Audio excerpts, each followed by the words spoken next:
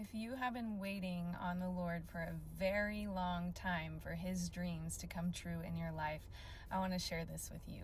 Recently, I was in a Bible study, and the teacher shared with us that when you are revamping a house or building a house, sometimes the very thing that you want changed or you want fixed or you want to look a certain way, you have to take out of that house, fix it up, do what's needed, and then put it back in, right? So everything can just look like shambles in the process, and the very thing that you want it to look like sometimes has to be removed and worked on.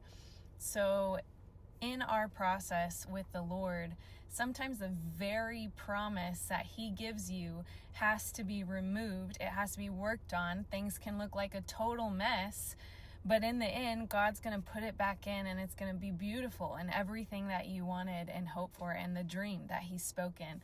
So it's the same thing like with the story of Joseph, right? He got given this dream of God showing him that he would be a ruler and a leader and all these things, and then his brothers threw him into the pit, and then he was in prison, and this was like a 12 to 13 year journey where I'm sure he told the Lord, God, this does not look like the dreams that you promised me.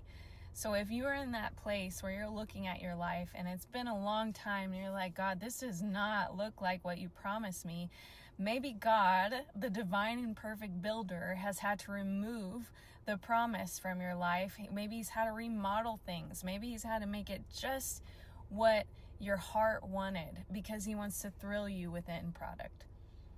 So friends, if this is you, remember that He truly works all things for good in the process. And even if your progress doesn't look like the promise yet, remember that God has the promise that He's given you for you in His perfect time.